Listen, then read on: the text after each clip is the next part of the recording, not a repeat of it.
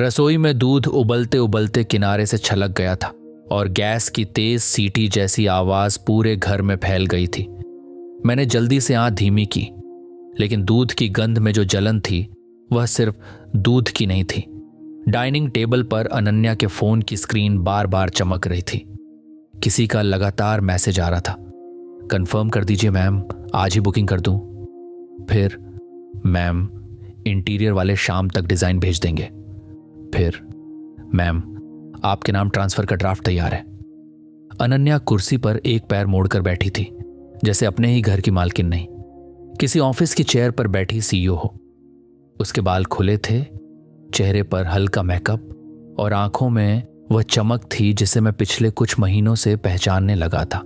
ध्यान कहीं और भरोसा इतना कि सामने कौन बैठा है उससे फर्क ही नहीं पड़ता। चाय रख दूं? मैंने कप प्लेट पर रखते हुए पूछा। उसने फोन से नजर उठाए बिना कहा, रुको, अभी मीटिंग है। मीटिंग? मेरे मुंह से हंसी नहीं निकली, बस एक सूखी हवा निकल गई। घर में? आरव प्लीज, ये सब सीरियस है। उसने पहली बार मेरी तरफ देखा, फिर ऐसे जैसे मुझे किसी छोटे बच्चे की तरह समझा रही हो। तुम्हें पता है ना, दादी ने जो सब छोड़ा है वो कोई छोटी रकम नहीं है। ये वाक्य उसके मुंह से कई बार निकल चुका था। हर बार वही लहजा, दुनिया बदल गई है, बस तुम ही अभी पुराने हो। मैंने कुर्सी खींचकर सामने बैठते हुए कहा, पता है, और मुझे यह भी पता है कि उस सब में हमारा रिश्ता कहां खड़ा है। उसके चेहरे पर एक हल्की झुंझलाहट आई। फिर वही, आरव, तुम हर बात को पर्सनल क्यों बना लेते हो? क्योंकि अब हर बात पर्सनल हो गई है। मैंने कप उठाया, लेकिन चाय में स्वाद नहीं था। पहले हम पैसे की चिंता करते थे तो साथ करते थे, अब पैसे की बातें होती हैं तो तुम अकेली करती हो। वह कुर्सी से उठी, बालों को पीछे किया और खिड़की के पास जाकर खड़ी हो गई।